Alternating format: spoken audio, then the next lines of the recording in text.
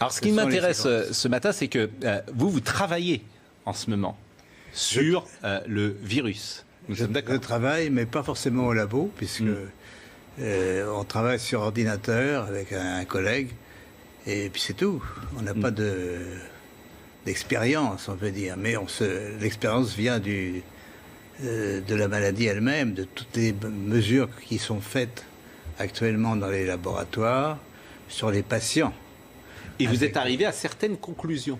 Alors, nous sommes arrivés à la conclusion qu'effectivement, il y avait eu une manipulation au sujet de ce virus. C'est-à-dire ? Eh bien, qu'une partie, je ne dis pas le total, n'est-ce pas, mais il y a un modèle qui est évidemment le virus classique, et là, c'était un modèle surtout venant de la chauve-souris, mais à ce modèle, on a par-dessus ajouté des séquences, notamment du VIH, le virus du sida. Mais quand vous dites « on a ajouté », qui a ajouté ? Moi, je ne sais pas. Mais c'est pas naturel, c'est ce que vous voulez dire ? Non, ce n'est pas naturel. C'était un travail de professionnel, un travail de biologiste moléculaire. C'est un travail très minutieux, on peut dire d'horloger, on peut dire au niveau des séquences. Mais dans quel but ? Dans quel but, ça n'est pas clair. Moi, j'expose, si vous voulez, mon travail, c'est d'exposer les faits, c'est tout. Je n'accuse personne, je ne sais pas qui a fait ça et pourquoi. La possibilité, c'est peut-être que ils ont voulu faire, on ne sait pas, on a voulu faire un vaccin contre le sida.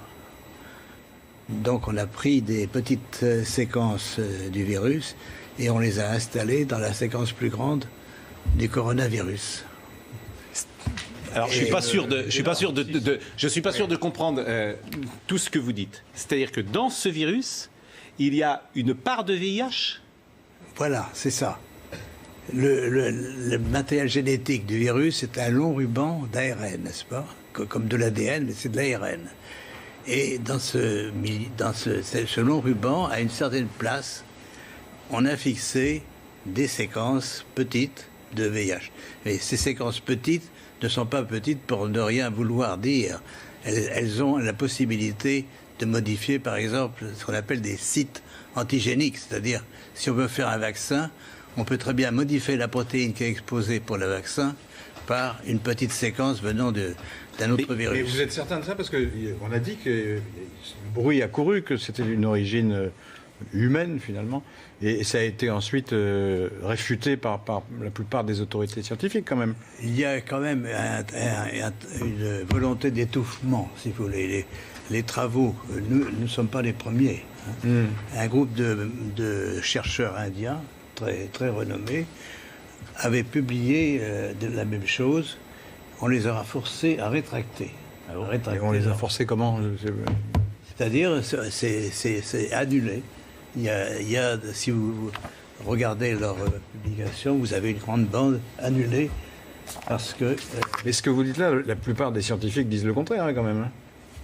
De moins en moins. De moins en moins. Si vous voulez, ceci est arrivé c'est au début de cette année et on voit de plus en plus de travaux qui suggèrent. Mais moi, je suis, on peut dire, hors d'âge. J'ai pris Nobel et je peux travailler librement. J'ai donc aucune pression sur moi qui peut agir.